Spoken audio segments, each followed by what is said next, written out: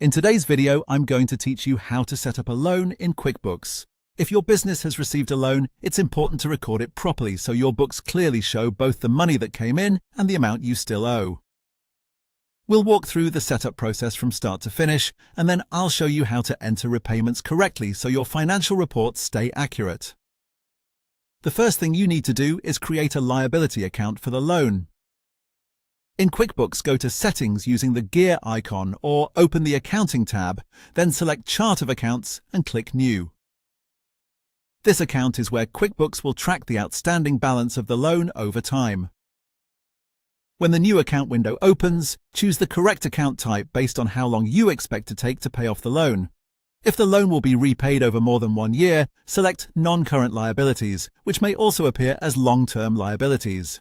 If you expect to pay it off within 1 year, choose Current Liabilities or Other Current Liabilities. For the detail type, select Notes Payable or Loan Payable. Then give the account a clear, descriptive name so it's easy to recognize later, such as a label that identifies the purpose of the loan. Leave the opening balance blank, since you'll record the actual loan amount in the next step, and then click Save and Close. Next, you'll record the loan deposit so QuickBooks shows the funds entering the business and the matching debt. Click the Plus New button and choose Journal Entry. On the first line in the Account field, select the liability account you just created, then enter the full loan amount in the Credit column. On the second line, select the bank account where the money was deposited, such as your checking or savings account, and enter the exact same amount in the Debit column.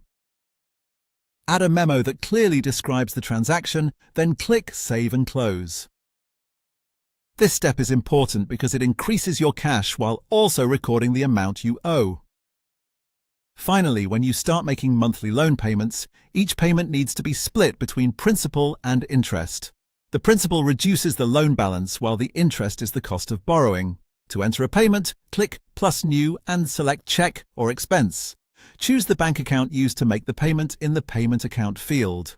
In the Category Details section on the first line, select your loan liability account and enter the principal portion of the payment.